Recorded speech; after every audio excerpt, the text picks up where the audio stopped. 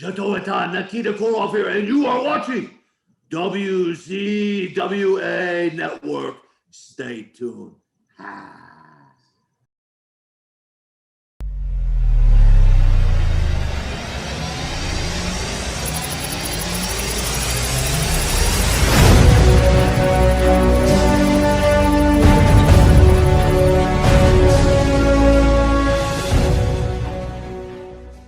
Ladies and gentlemen, welcome to the WZWA Network podcast. I am your host with the most on the West Coast, Karlifornia Infirri. It is great to be with you all here tonight. It is a hot day here in Perth, Western Australia. I think at one point it hit 42 degrees Celsius. Extremely hot day. It was disgusting, and I'm wearing a singlet. I've got a cold beer. I need it, and I need at this time to introduce my broadcast colleague here today, the one and only Juicy Boy Daniel Johnston. DJ, how are you, my friend? Good evening, my friend. I'm great. I'm very excited. I could not be more thrilled to be talking to a legend like this man right here, and I leave it to you to do the proper introductions.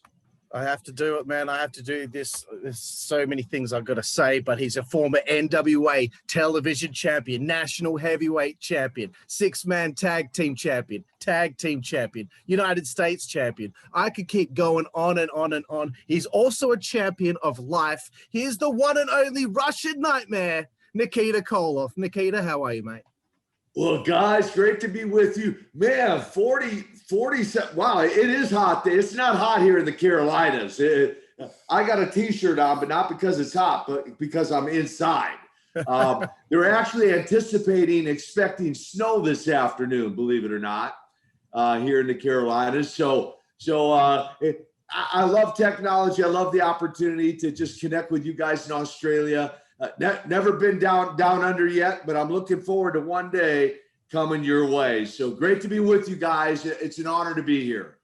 Well, thank you very much, sir, for being with us. And yeah, it is a hot day. If you cracked an egg on the pavement, it would explode into flames, I'm telling you. Wow. So Nikita, I want to start things off talking a little bit about Minnesota. It has such a rich history of big men pro wrestlers seeing a lot of success. I know you met one road warrior animal back then who convinced you to get into the business. What were some of the biggest hardships you endured during those early days in the business? I get a lot of questions about what was up there in the water in Minnesota, right? To have so many guys. I mean, it became kind of like a mecca of pro wrestling. Of course, going back in the day, Vern Gagne, the AWA, was headquartered in Minneapolis, and I don't know that had a lot to do with some of the guys coming out of there. I mean, certainly Mr. Perfect Kurt Hennig, his dad, Larry the Axe Hennig, wrestled for the AWA, wrestled for many years. Kurt and I went to high school together, played high school football. Now we played a different kind of football than you guys play. But we played football together, and for whatever reason, so many guys from that Minneapolis, St. Paul area just jumped into the world of professional wrestling. For me personally, it wasn't really on my radar. It wasn't something, as a kid growing up that I was like, oh, I want to do that one day. That a lot of guys have that story, and that was their dream. For me, it was my sights were set on professional football, but I recruited Road Warrior Animal out of Irondale High School to play college football with me. And then later on, as the story goes, in a sense, he recruited me into professional wrestling with no training, no professional training, no camps, no amateur background, so no amateur wrestling, and yet a 5-minute phone call to Jim Crockett, the promoter in Charlotte, North Carolina, and the next thing you know, I have a date when to be in his office, and the career is launched. It's amazing. Fascinating. Over to you, DJ. Yeah, well, it's interesting. That answer that you just gave there kind of segues very nicely into my next question, because, considering that you weren't someone that grew up having kind of that passion for professional wrestling as a kid, you're really well known for being extremely committed to keeping in character at all times, even for the standards of the time. Some people thought, Nikita is really the real deal and he goes the extra mile. Was there any one particular person who, during your experiences learning the ropes, kind of drummed the importance of staying in character to you? Or was it just something that you kind of instinctively understood to do? It's really a great question. I recently launched a podcast called It's Time to Man Up, and I'm launching another show along with that called Questions and Answers with Koloff. And I did some interviews just yesterday with a gal out of Virginia who shared with me that it really wasn't until after I left wrestling that she even realized I wasn't really from Russia. And quite complimentary on her part. She goes, you sold me. And of course, a lot of other people, when first time I heard you speak without, the accent, Nikita Koloff, right? She goes, it just like blew me away. I'm like, what? Wait a minute, what? And so I instinctively on my own made a decision that if I was going to get this character over, of certain things that I needed to do. One was, and part of the story was I didn't speak any English those first few months. And so you wouldn't see me on any interview. You see me on interviews standing with Ivan Koloff and Don Kernodle. They're the world tag champions. I'd stand there with my shirt off, my arms folded, chains around my neck and, just basically looking mean. And then I was going out killing guys every night in a ring. And over the course of those 6 months, I explained to all of your listeners, as I explained to her, I began to develop, because her question was, how long did it take you to master that voice, right? And over the course of about 6 months, I got a Russian, back in those days, it was called a cassette tape, for those who might not even know what that is. But I got a Russian cassette tape, a workbook. I began to study some of the Russian words. I learned to sign my name in Russian. I put a few words, pожалуйста, please. Dia means uncle in Russian, Один, два, три, четыре, пять, шесть, семь, восемь, девять. So I learned to count to 10 in Russian. So I put a few things together that would convince the viewer, this guy's the real deal. This guy's really from Russia. And so that was just something, guys, that I determined on my own to do in order to get the character over. And it apparently paid off, because years and years later, even recently, people are still flabbergasted when they hear me speak like this and not speak with the accent. Yeah, I mean, it really was just a remarkable achievement to kind of get the character over the way you got it. I remember it even for an avid fan like myself, it was actually a long time before even I figured out that you weren't really from Russia. So, I mean, I've always really admired that about the character. I appreciate that, and I carry that, and being schooled by Ivan Koloff, old school wrestler, and Don Kernodle, and then around other guys like Dusty Rhodes and Ricky the Dragon Steamboat, and some of the legendary, really old school guys. I also developed, if you want to say, that mentality of protecting the business as well, right? So not just protecting my character, but protecting the wrestling business, the believability that wrestling was real. And so on that note, it was 3 years after I made a decision under my own terms to walk away from wrestling. I still carried that persona, the accent, protected the character and the business for 3 years after leaving wrestling. So it's crazy as that sounds. Yeah, that's incredible. I too really appreciate the fact that you just went balls to the wall with that. And I know, look, it's 2021. The cat is out of the bag now, but I really do wish that some performers still in the industry today would go to those lengths, because I still remember a few years ago when Matt Hardy was doing some crazy stuff. I thought to myself, I think Matt's might have gone a little bit crazy here, but he really was just it's so in depth into his character, and I think that's why it really worked for so long. But I wanted to keep on this route where we're going with you staying in character. And I found it really funny, something Jim Cornette mentioned, that even when you were on the planes and it was just you and the boys, there were no fans, there was no one in sight other than just the boys, you still kept the accent. And he'd mentioned that something, I think it was like Arn Anderson or someone jokingly said to you, damn it, like, you're only around the boys. We know you're Scott Simpson from Minnesota. You don't have to keep up this thing, but you still wouldn't. Is it true that you still wouldn't break that character even around the guys? Well, I mean, I wouldn't say 100% of the time, but I felt like, and early on, especially with I didn't know how smart the pilots were. We had private planes at times too. Obviously, if it was a commercial plane, there's people around. Anywhere in public, I was 100% going to protect the character. A funny story: Johnny B. Bad. Remember that name? Yes. Mark Yes. Merrill, Yeah, Johnny Mark B. Merrill. Bad. I learned from him recently. I didn't know this. We were doing an autograph signing maybe a couple years ago or something together, or we were together.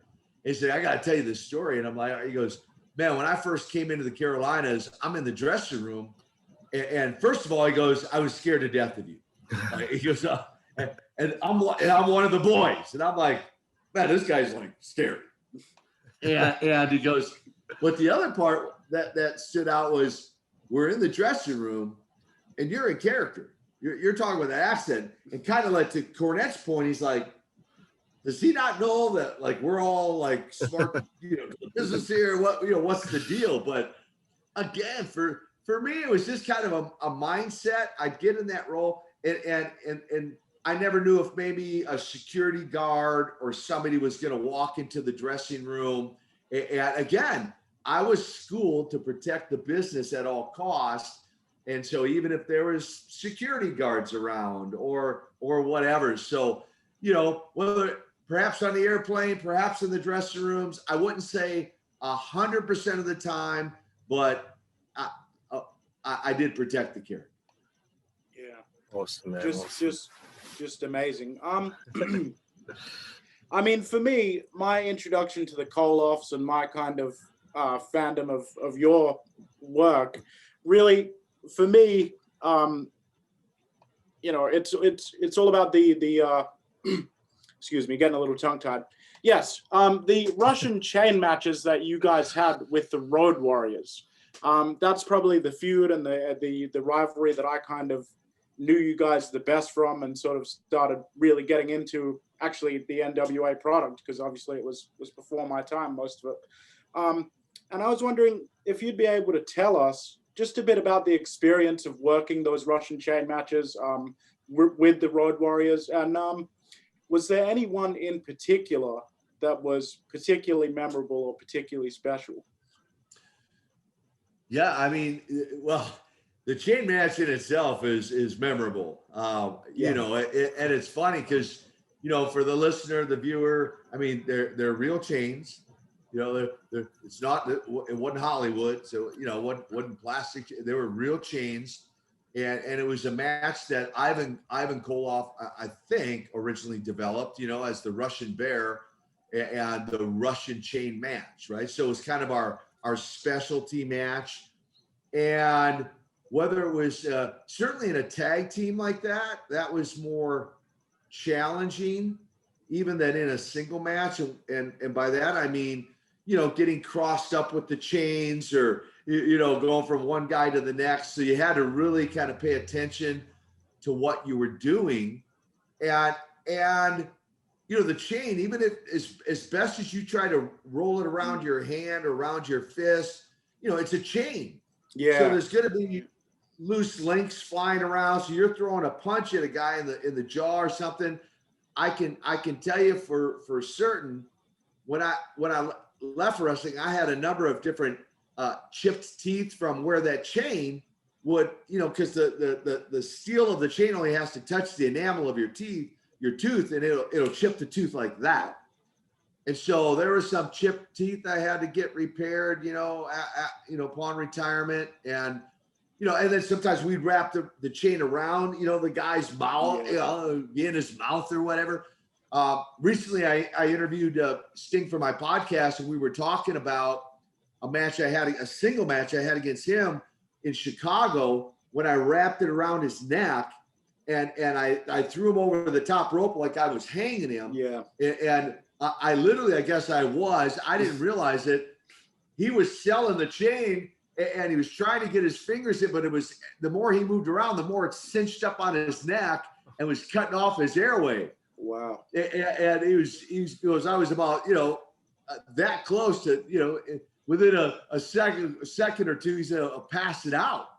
And so you had to really know what you were doing with the chain in those chain matches. Certainly the Road Warriors, a couple brutal guys, right? 300-pound animal, 270-pound hawk. You really had to know what you were doing with those chains. And so I wouldn't say any one particular match was memorable. I would say all the matches against those guys with or without chains were memorable. So yeah, I mean, because I remember when I first actually just heard about the concept of the Russian chain match, and then I think I was reading an article about your career at that point, and I scrolled a little bit further down, and it said they had a series of chain matches with the Road Warriors. I remember thinking, as if the chain wasn't bad enough, now we're throwing the Road Warriors into the mix.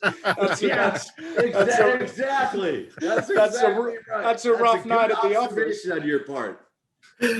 Yeah, that's such a great point, dude. I never thought about it that way before, but you're absolutely right. The chain was dangerous enough, and then you had on top of that the dangerous Road Warrior. That's right. That's good. Good point, DJ. Good point. Speaking of memorable, obviously Ivan Koloff. What a legend this man is. He beat Bruno Sammartino for the WWF Championship. No one can dispute the legend that is Ivan Koloff. I want to know if you could tell any fun stories or any road stories that you have that you can share about the times that you spent with Ivan. Well, I mean, I'm totally grateful to Ivan. Again, he taught me all the basics. Him and Don Cornotto, all the basics of wrestling, and I mean, early on, I said I came into Charlotte, North Carolina with no experience, right? None, zero, no experience, and yet, these guys embraced me. Gave me a chance. That's why I've been really honestly so loyal to the NWA all these years later, because Jim Crockett and the NWA gave me my opportunity to have the career that I had. So I'm forever grateful to Jim Crockett, David Crockett, Jackie, Francis, the whole Crockett family, and Ivan and Don. I mean, what we did then was, that first day I walked in, They literally, put me on an interview set with those guys, and then said, "Be in Dorton Arena, in Raleigh, North Carolina tomorrow night. You're going to wrestle on television." Yeah. I'd never been on TV, let alone I'd never been in a wrestling ring, let alone on television.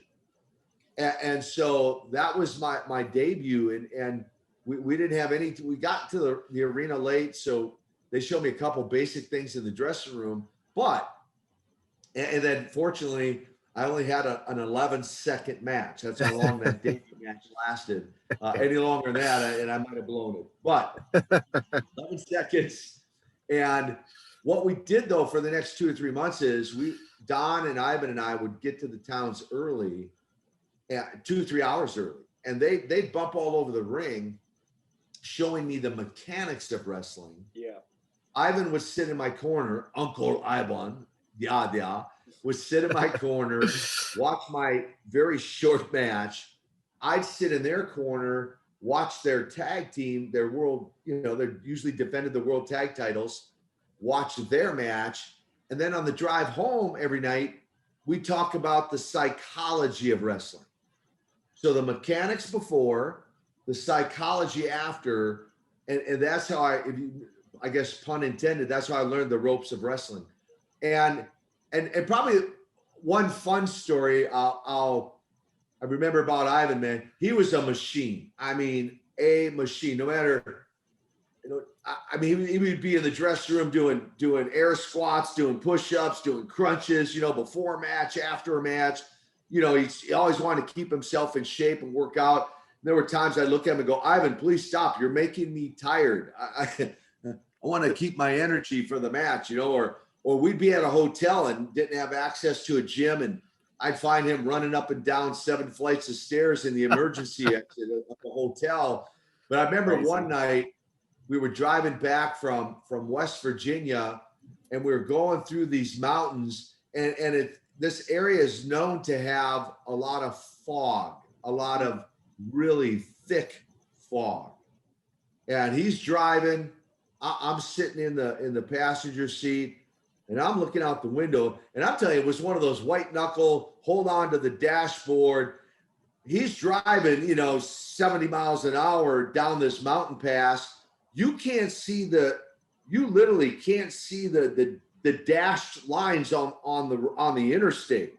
I mean, the fog is so thick, and I'm looking over at him, and he's so tight, he's barely awake.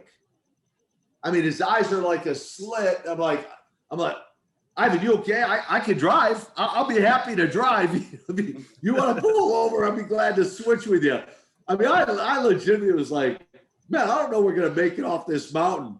He's like, no, Nicky. I'm good. He always called me Nicky. He goes, no, Nicky, I'm good, Nicky. I'm good. I'm like, dude, keep your eyes on the road. Don't look at me. And we drove through that. We made it out of the mountain. We made it down the mountain. We made it home.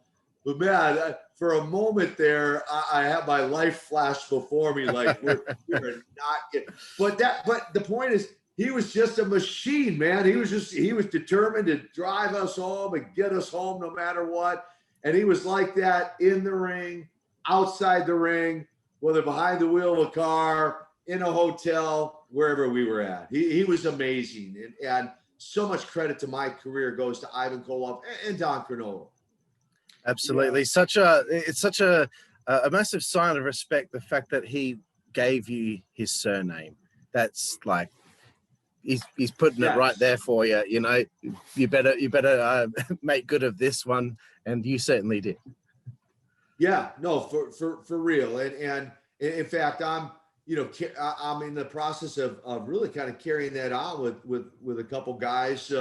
We've told a little bit of this story, and we'll see how this unfolds. But two guys I've deemed Alexander Koloff and Neil Koloff, and stepping into, if you want to say kind of a coaching management role. Awesome. Of these two guys in and out of business. So I'm not really kind of mentoring them. They already have a stellar career in the independent circuit, but I'm just trying to help them finish their career and had enough respect for what they've done in the ring. And with Renee Koloff's blessing, be able to pass on that surname to these guys and carry on the Koloff legacy through the tag team Koloff dynasty. So to that point. Oh, that's a great thing that you're doing, bro. Absolutely. Over to you, DJ. This is one thing I've been really excited to ask. I would like to hear about some of your experiences working in Puerto Rico in the 1980s, because those Puerto Rican crowds, they're notorious for being wild, crazy crowds, very different from the American audiences. I imagine that when this crazy Russian bad guy showed up, they just loved you. So I'd love to hear any stories you can tell me about your time in Puerto Rico. Sure. It's funny you bring that up. I was just telling the Puerto Rico stories a couple days ago to a couple of my friends. And you are spot on. They're wild and crazy fan. And it was a whole different atmosphere, a couple of memories that come back. especially if you're the bad guy, or like you said, the big bad Russian coming into town. And I was wrestling a guy named Hercules Ayala, like their big strong man, their big heavyweight strong man. Yeah, and a couple memories. They escorted us to the arena in like I guess what you might call a work van. I mean, a van that had like no windows on it, right? I mean, they crammed us all into this van knowing that the fans were going to be pretty aggressive outside the stadium. And I remember all you could see was outside the front windshield, really, because we're all in the back. And they literally had to have guards with AK-47s trying to get the crowd back to get the van through the crowd, at least get us to the stadium to get us into the locker room. So that was and that's before the show. That's before the show's even started. That was just to get to the stadium. They knew the bad guys were in that van.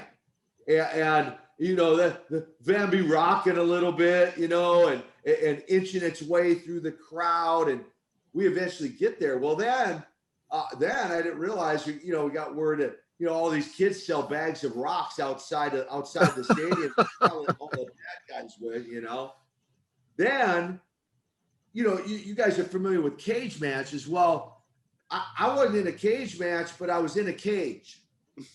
All right, here's what I mean by that. They had cages lined up all the way down the walkway and all the way around the ring, again, to keep the fans out so that we could actually have a match without being attacked, right? Oh my gosh. And so that I have that memory. And then a couple of others. We were in an indoor show, and they have all the fans again. They have all the fans kind of back. They only had a certain amount around the ring seats. They had the rest of them up in like balcony seats. I later found out, I didn't know this at the time, but until after the fact, that somebody had thrown like an empty whiskey bottle trying to hit me. Unfortunately, they hit a little boy in the front row and it cut open his knee, unfortunately, but it was intended for me. And then in one of the other indoor shows, walk into the ring, and all of a sudden I feel this like on the back of my arm. I'm like, ow, that hurt. And I grab my arm and I got blood on my hand. I look down and somebody had hit me with a spark plug. Oh, jeez. Of all things, that's insane. So that and I was like, man, if I never go back to Puerto Rico again, I'm happy. I'm good. I'm good. Talk about heat, though. Yes. Yeah, they loved to hate me there and all across America and around the world. But yes. Yeah, I guess they didn't have security check anyone for contraband on the way in. Not in Puerto Rico, bro. The security guards probably sold them the spark plug. So speaking of fans, I wanted to ask you, over your legendary career, obviously you're on television, you're a very well-known person. Do you have any stories of any odd interactions with fans? Well, I had again, this is prior to flipping right to the other side, but we'll stay in the vein of being one of the most hated and at one point in the magazines, the #1 most hated guy in wrestling. So we know there were death threats called into the Crockett office. Oh my gosh. So there were death threats. I did have 6 different matches. The very first one being the first Great American Bash against Ric Flair for the World Heavyweight title. That's actually, there are clips floating around out there where you'll actually see the fan got over the barricade into the ring, actually got a hold of me, which I'm in the ring and I'm like, all right, Flair's down selling on the mat. Ivan's down on the ground.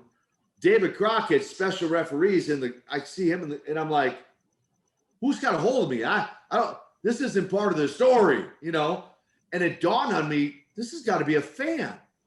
And the cops didn't respond immediately because I think they thought it was part of the story. But when I started grabbing this, I think they at one point realized, and you'll see on the video, you'll see the cops roll in like kind of like the Keystone Cops and grab this guy and pull him out. And from that point on, though, my antennas were up, my radar was up, and 5 more times I would have that happen where fans came over the barricade, came after me. 5 times against Rick, 1 time against Magnum TA and in Norfolk, Virginia, kind of his hometown. So, yeah. So that was the intensity of how much the at the time the fans loved me. That's amazing. Yeah, that is amazing. And that's actually, again, a great segue into the next question. I was just going to ask you about the Great American Bash 1985. You wrestled Ric Flair for the NWA World Championship. Tremendous match. I was wondering if you'd be able to tell us a bit about that experience. What was it like working with Rick? And, I think you've gone on record as saying it's one of your favorite matches ever. So give us a bit of thoughts about your experience in that match. Yes. I mean, the word surreal comes to mind looking back now. At the time, you're just kind of caught up in it. And keep in mind for your viewers, for your listeners, I'm only now consider how I broke into the business with no experience, no training, no background. I get a crash course on the job training, so to speak.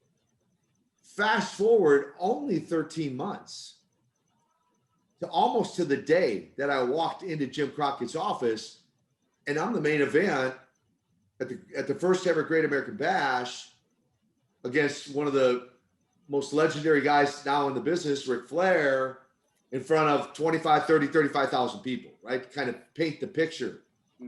And people have asked me that, were you nervous? Well, I mean, who wouldn't have been, right? I mean, again, 13 months into this thing, I'm still green as green can be. And kudos to Rick, recognizing that, knowing that. And I've said on record, he can make a broomstick look good. He made Nikita Koloff look good with I would say limited skills. I wasn't your high flyer. I wasn't jumping off ropes, and I was the ground game, right? I was on my feet and the strongman persona. So I wasn't going to do a whole lot of bumps and fancy wrestling moves, because that just wasn't my character or who I was. And so, kudos to Rick for really honestly taking care of me that night, and for the fans who really bought into the storyline. I mean, we had one pull apart, I think, prior to that match, where we hadn't even really touched each other until that night. And so all the story leading up to that with the dungeon scenes and how I was going to take the gold and go back to Moscow. And it was a great storyline. We already had the world tag belts. We had the world 6-man championship. And now the Russian Nightmare was going after the singles title. And so I look back at that with kind of a surreal kind of moment now, him flying in on the helicopter, me standing in that ring, jacked up, ready to go. And yeah, just great memories of that night. What a great moment and a great visual. I mean, as you just laid out for us, the whole package of the entire angle and story and match, the whole combination was just perfect. And that definitely wasn't the only major show that you would end up being on during your career. And it said that, during the 80s heyday of professional wrestling, the schedules could be absolutely brutal. Some say even worse than the schedules they have today. Would you be able to speak a bit about the road schedule during the 80s heyday of Jim Crockett Promotions, and kind of what did an average week on the road look like for Nikita Koloff? Yeah. Well, probably to the surprise, perhaps, of some of your listeners. Yeah, the schedule today, it's apples and oranges in comparison. Let me just start with that. To put in perspective, in 1986, I had 454 matches. Wow. Okay, so do the math on that. Yeah. So there's 365 days in a year. In fact, somebody posted recently on, I think on either my Twitter feed or my Instagram, they were saying, hey, you had a match against so-and-so and so-and-so and so-and-so all in the same night. It was like 3 matches in the same night, and they're like, I hope you got 3 paydays. I go, yeah, hold your breath on that one. Right. Yeah. You didn't get paid, per match per night. You got paid per night, period. And in those early days when Ivan and I and Don and later on Crusher Khrushchev, Barry Darso, when we were traveling up and down the road, to put it in perspective, I don't know, you'll have to help me translate this into kilometers, but we were averaging about 2,000 to 2,500 miles a week in a car. Yeah, that's. What's that translate into kilometers? 2,000 miles. Do you know what that? I'll Google it. Here we go. All right. So 2,000 to 2,500 miles a week. Whatever the kilometers are. 3,218 kilometers. Wow. So that was kind of an average week for us. Wow. And we wrestled you could literally wrestle every night. You really could. Now I took a few days off here and there just to give myself a break. But most of the guys like Ric Flair, probably wrestled every night for who knows how many years or right near it. So all that to say, our work schedule, and then when we went on the Superstation, WTBS, then we started flying, but that just increased our travel. That didn't decrease our travel. That increased. At one point on all the air, I had over a million freaking flyer miles, like for real, between all the different airlines.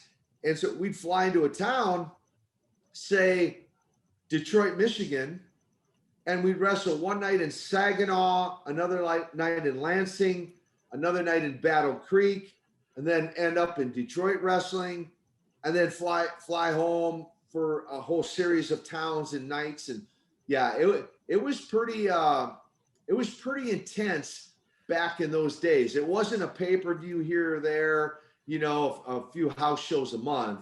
It was a house show all the time. I mean, yeah. And one last thought, Jim Crockett had 2 crews, 2 teams.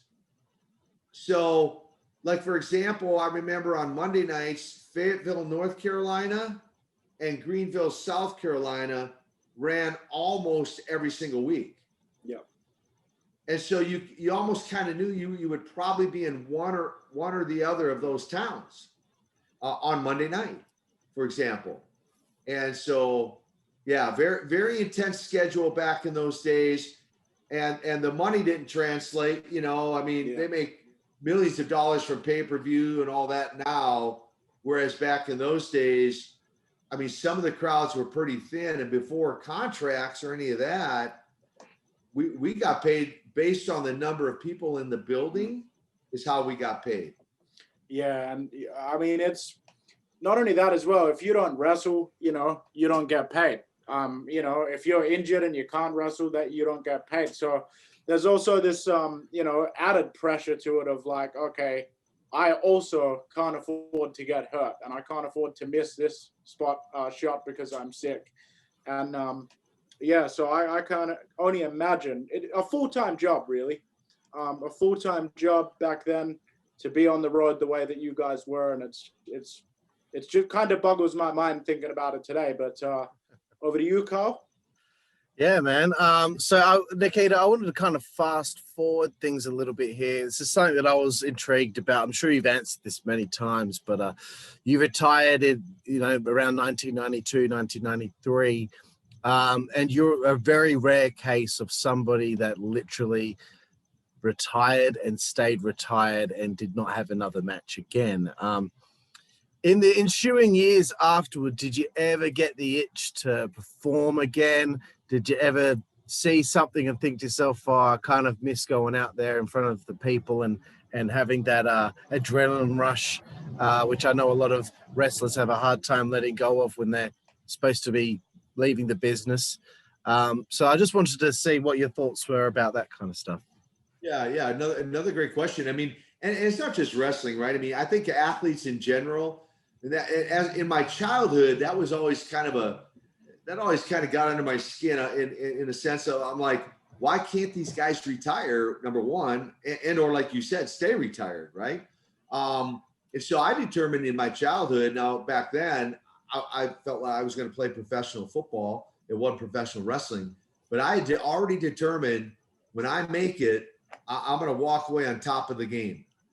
I'm not going to hang. I want to leave. You know, I've been coined in a sense, you know, you guys, some of your listeners may understand this. I've been coined by some the Barry Sanders of pro wrestling. Okay, by that meaning Barry Sanders was a standout superstar running back for the Detroit Lions. And Barry walked away at I think at age 29, could have easily ran another 3, 4, 5 years in the NFL, but chose to walk away. Wayne Gretzky in hockey, right? So there are a very rare amount of guys who did walk away under their own terms and stay retired. So that I kind of embraced that. And so I told Don and Ivan when I broke in, I go, hey, I'll be out of active wrestling by the time I'm 35. And, you know, we went back and forth for a couple of weeks. You know, get in your blood, like you're saying, you'll get in your blood. You'll get so tagged on, you know, to the adrenaline rush and all that. I'm like, I'm just saying, you know. So I really was ahead of, I was 33 getting ready to turn 34 when I made that decision. So I was even a bit ahead of schedule, my own schedule. But to more specifically to your question, to your point of, you know, have I ever missed it? I mean, the answer would be no. I have no regrets for walking away when I did and doing what I did, while at the same time, I knew I wouldn't completely leave wrestling as a whole. I mean, I'm doing Legends autograph signings, right? I'm working with Alexander and Neil right now, and out there, and you know, in the independent world. So I've always been still connected to the wrestling world and to the fans now through Twitter and Instagram and Facebook and social media. So I knew I would stay connected to professional wrestling, but I also knew I wouldn't be active in the ring. And I feel like being around the fans at signings, going to some live wrestling shows and interacting with the fans, if you want to say, is enough of a rush, an adrenaline rush for me without having to get back in the ring and have a match and damage my body further than it already is. Hope that makes sense. Absolutely. Yeah. No, I get that. So, and another question I had, I just wanted to see what your thoughts were on this, because 9 years after your retirement, the WWF buys WCW. I just wanted to know how you felt when you found out that all those years later. Yeah, I mean, so when I walked away, I didn't, for a period of time there, I did disconnect with a lot of the guys, didn't see them for a period of years. I'd eventually reconnect with some, Sting, Lex Luger, and some of the guys. And I guess I was, if you want to say, kind of sad to hear that WCW folded. You know, you can point fingers in every direction and as to whose fault that was. And that's, you know, you can discuss that from now till eternity. But the reality is it folded, right? And Vince bought everything up. And so I was a little disheartened to hear that, because I just feel, you know, I feel competition is healthy and competition is good, you know, hence the Monday Night Wars, right? I mean, that's what really drove the ratings, was the Monday Night Wars. So I wasn't thrilled to hear that really kind of one organization was going to really kind of have a monopoly. You know, a monopoly. Great word. A monopoly on the whole business. And so, you know, when TNA, you know, launched, I was happy to appear on a few of their shows to try to help them get their footing. When Billy Corgan and launched NWA Power, I was happy to go down and to be on one of the shows and just be a part of that, introducing, you know, some of the belts of the Crockett Cup tournament, and because I just think competition is healthy and competition is good, and and it creates greater opportunity for all the boys, right? Because if you don't just, one organization can say yay or nay, well, then you got other options and other places you can go. Yeah, absolutely. And I think if anything's hurt the wrestling business to the highest degree, since then, it's been because of WWE having that monopoly. I think it really has hurt it. Even though there have been other companies that have come along, it still has hurt it. And you mentioned TNA, and I found this to be very fascinating. This thing that you did with them for a few shows, you were Mr. Wrestling 4, attacking Dusty Rhodes. It must have been fun to get out there and throw a working punch again. Tell me a little bit about that experience, getting out there again and throwing a fist Dusty's way. Must have been a ball.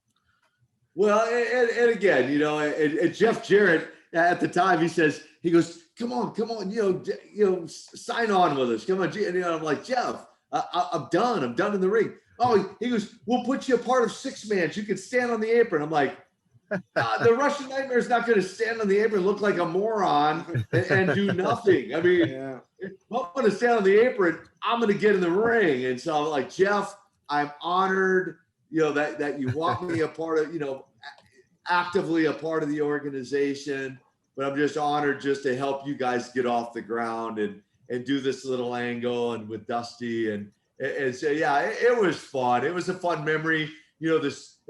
Ultimately the superpowers, kind of, if you will, kind of kissing and making up, right? And just to have that memory was fun. Yeah, no, that's cool, man. And you know what? If I was in Jeff Jarrett's shoes as well, I'd be like, come on, Nikita, come on, let's just do a 6-man. Come on. I totally get why he would do that. And I'm sure he sold it to the lengths of the earth to you. So yeah, he did. Over to you, DJ. Yeah, so it seems like you're very comfortable with obviously how your career turned out in wrestling and everything else, and that's great to hear, because as we just discussed, that doesn't always happen, unfortunately, for everyone that gets into the wrestling business. But are there any regrets that you have from your wrestling career? Wow, great question. Really, if I think about it, I mean, honestly, no. There's a few guys I would have loved to, maybe have stepped into the ring with. Shawn Michaels, Triple H. I mean, The Rock. I mean, there's a few guys. Hogan. I mean, it would have been fun. Macho Man. There would have been there's some guys there. It would have been fun. I mean, obviously they jumped ship and if you will, and came into the NWO, and just a few years after, one by one they started coming in right after I had retired. It would have been fun, I think, to have squared up in the squared circle with some of those guys. I don't really regret that I wasn't there to do that. I just look back with fond memories and think of what could have been had I been a part of that, a part of the NWO. But again, no regrets in making the decision I did and walking away from that. I look back on my career with nothing but really fond memories, and the NWA, I think 2008 inducted me into their Hall of Fame. Dan Gable up in Waterloo, Iowa, inducted me into their Hall of Fame up in Waterloo. And so I've been honored to be a part of a couple of those, and just grateful for the career I had. All the guys I got stepped in the ring with, right? From Rick Rude to the Stinger to Stone Cold to Mean Mark Callis. Anybody know who that is? Mean Mark Callis? Of course, the Undertaker. The Undertaker. So some of these guys, Cactus Jack, Mankind. So Rock and Roll Express, Midnight Express, just kind of go down the list of guys. Wahoo McDaniel, Rufus R. Freight Train Jones. I'm going back a little bit now. Johnny Weaver. I mean, some legendary guys. And so, the time I had against Dusty, the time I had as the Superpowers with Dusty, the War Games. There's so much. I mean, we could talk about. I know we're starting to run out of time here. Maybe you'll have me back on sometime. But so many fond memories that honestly, really no regrets. Yeah, That absolutely, is man. excellent to hear that as well. That's really good to hear. And back over to you, Carl. Yeah, man. Like, you know what? And I want to throw this out there. I know that you wrestled me, Mark Callis, but for me, a dream match would have been somewhere in the 90s, you know, maybe later on the 90s, to see The Undertaker, not me, Mark Callis, but The Undertaker and the Russian Nightmare. That would have been something, I'm telling you right now. They love putting the big guys with Undertakers, so yeah, and I think we would have some good chemistry. And if you want to talk the 80s, of course, you know, the magazines and everybody built up the Russian Nightmare and Hulk Hogan. So really that between, in the 80s, Hulk Hogan, and the 90s, The Undertaker, that would have made for, I think, a couple really good matches. Yeah, a lot of money. Yeah, not to mention it probably would have been a decent payday too. Yeah. Nice chunk of change from that piece of business. I can imagine, yeah. So that I do have one final segment that we do in this show, but before we get there, I just wanted to give you the opportunity to plug anything and everything that you are doing these days, the new Koloff dynasty that's going on, everything that's going on in Nikita Koloff's life. Tell the fans out there what's going on. Well, and I appreciate it. And again, I appreciate you guys having me on. Yeah, we'll see how. I'm curious to see how Koloff Dynasty gets some traction with Alexander and Neil, and you know, right now on the independent circuit, and hopefully, you know, AEW or you know, one of the other, you know, Ring of Honor, or you know, one of the other organizations may have an interest, and you know, we're hopeful. We'll just see where that might go. So excited about that. People can follow me on Instagram and Twitter. Nikita Koloff with the number 1 behind it is how they can follow me presently. Facebook. If you're looking for me on Facebook, there are, believe it or not, there's some imposters out there. Yeah. But the real me on Facebook. Look for there's a picture in a river, and it's actually the $1 Million Man Ted DiBiase, myself, a guy named Jason Sanderson. We're actually in the Jordan River.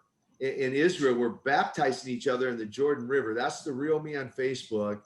You know, I spent the last 27 years since leaving wrestling, traveling the world now to 30 different countries. I've been in, who knows how many different churches and evangelizing and ministering. Lex Luger and I, you see the shirt here, Man Camp. That's a ministry that Lex Luger and I co-facilitate. We do these camps for men, this catalyst. We bring men in, a small group, intimate group, and really just pour into these men, him and I, to be healthy, you know, spiritually, emotionally, mentally, physically healthy. We just take all of our years of experience, mancamp.info for men who maybe want to learn more about that, mancamp.info. Got a couple books out there, Wrestling with Success, Nikita, A Tale of the Ring and Redemption. We've added some new chapters to that book, and so excited about it. I'm working on a brand new book. Hopefully it'll come out in 2021. Launched, as I said, a radio show called It's Time to Man Up, as well as a podcast. And just recently, as I mentioned, another show that coincide with that, Questions and Answers with Koloff. And so I've been encouraging the fans. I'm like, man, go to koloff.org, and man, email me your questions. And then what I'm doing for those who are available, I call them directly and interview them on the show. And I'm creating this show, Questions and Answers with Koloff, where I interact directly with the fan and answer their questions. So I just encourage all of your listeners, you know, man, shoot me a question. If you're not available, I'm still going to put you on the show and address and answer your questions. So you'll still be on the show. You just may not get a live phone call from Nikita. But those are just some of the things I'm doing, guys. Some of the things. Keep him busy, it seems. Yeah. I am. And one last little side note. And you know, the ministry, as you guys know, I'm sure, and many of your viewers and listeners will probably know, you know, the main thing I do right now, I love wrestling, love the fans, love engaging with the fans. And I engage with a lot of fans when I'm out there doing ministries, you know, speaking in churches and doing conferences and camps. The fans are everywhere. and I just love it. And I'm looking forward one day to coming down under, just so you know. I was going to say, you said 30 countries, and I'm like, I know who should be 31. Exactly right. I'm just waiting on that invitation, and I'm going to be down under, maybe meet you guys face to face there in Perth. Absolutely, mate. And I've said this to many people, we will cook you a good old-fashioned Aussie barbecue. Oh, I love barbecue. Barbecue. That's awesome. So, Nikita, we have one final segment. It's called 5 Second Frenzy. It's just quick fire. I ask you your favorite this or favorite that, and you tell me what it is. There's 10 of them. And are you ready? You got 5 seconds to answer each question. So it's pretty tough. A lot of wrestlers need no pressure. A lot of wrestlers need more than 5 seconds to answer things. So let's do it. Okay. Your favorite wrestler? Ivan Koloff. Favorite opponent? The Road Warriors. The favorite match you've ever had? Ric Flair, Great American Bash, 1985. Well done. Your favorite book? Ooh, the Bible. I knew that was going to be the answer. I knew that one. Your favorite TV show? Ooh. Oh, that's a harder one. The Wonder Years. Oh, awesome choice. Awesome it's a good choice. show. And by the way, if you don't make the 5 seconds, you won't get penalized. It's okay. Okay. Your favorite film? Ooh, we just talked about this the other night. Remember the Titans. Yes, that movie always makes me cry. It always makes me cry. Inspirational, motivational. Yes, if that doesn't touch your heart, you don't have one. Yeah, absolutely. I've seen it like 5 times. I think I've seen like 20. About 15, 20 times. Yeah. I might end up watching it after this. Yeah. Your favorite musical artist? Ooh. Gosh, there's a lot. A gal by the name of Misty Edwards. Okay, I'll have to check her out. Your favorite food? Chicken. Nice. Yeah. We'll barbecue some chicken when you come over. Barbecue some chicken for me. Yes. Your favorite place to eat on the road?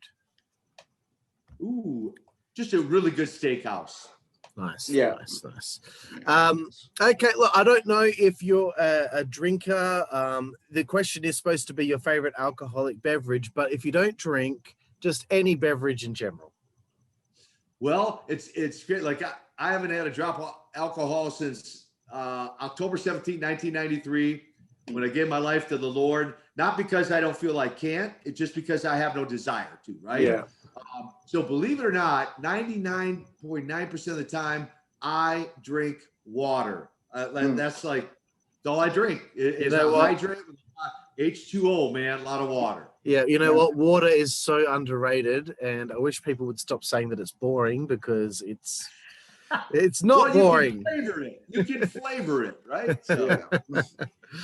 Okay, so the second last one. Now, look, this one's kind of designed as like it's a naughty question, but you know, being that you're a man of the Lord, I don't expect certain answers that other wrestlers have given, but we have had some interesting answers. Okay, it's favorite female body part.